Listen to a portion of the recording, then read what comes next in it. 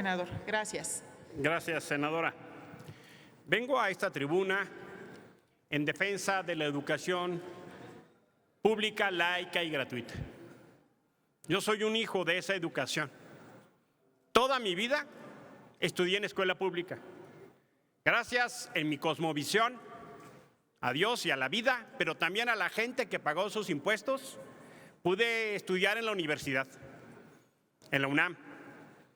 Gracias a los impuestos de la gente de mi país, pude estudiar en una institución internacional y mi doctorado en la UNAM. Afortunadamente, mis hijas quisieron y pudieron estar en una escuela pública y hoy son alumnas de la UNAM. Y vengo aquí a eso, en la educación pública por opción y por decisión. 15 años de mi vida he sido maestro.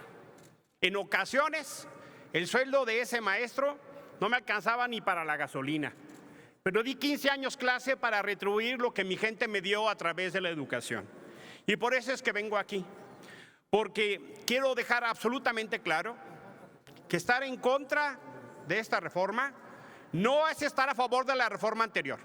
También estuve en contra de esa reforma y lo quiero dejar con absoluta claridad.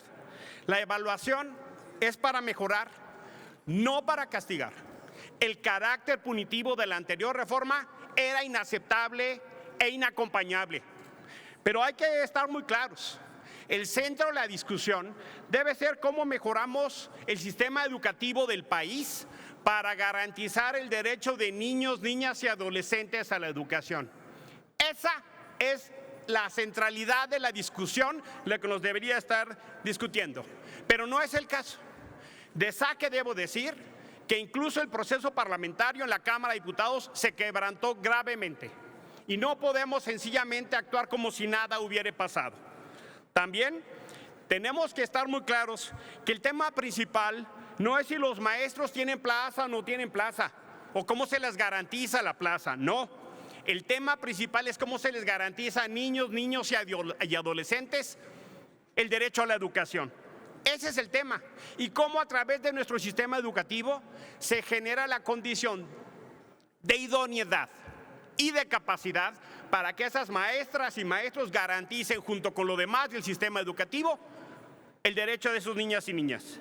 Y por supuesto que hay temas que son de una enorme preocupación e incluso contradicen lo que dice el artículo 3º constitucional.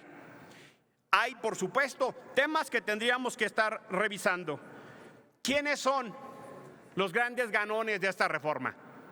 Los grandes ganones de esta reforma son las cúpulas sindicales. Y hay que así decirlo. Por cierto, del Sindicato Nacional de Trabajadores de la Educación, donde sí hay hombres y maestros honestos que merecen todo mi respeto. Pero esas cúpulas, en general, han estado al servicio de los poderosos. Esa práctica política generalmente ha estado relacionado en un uso clientelar, electoral, con enormes escándalos y casos de corrupción, y eso no se va a acabar, al contrario. Ese sindicato ha estado asociado, tiene 57 de las 60 secciones, las entes tienen solo 3. Hay un pacto electoral ahí detrás y que me parece que es importante denunciarlo. Y por supuesto, ¿qué es lo que está pasando?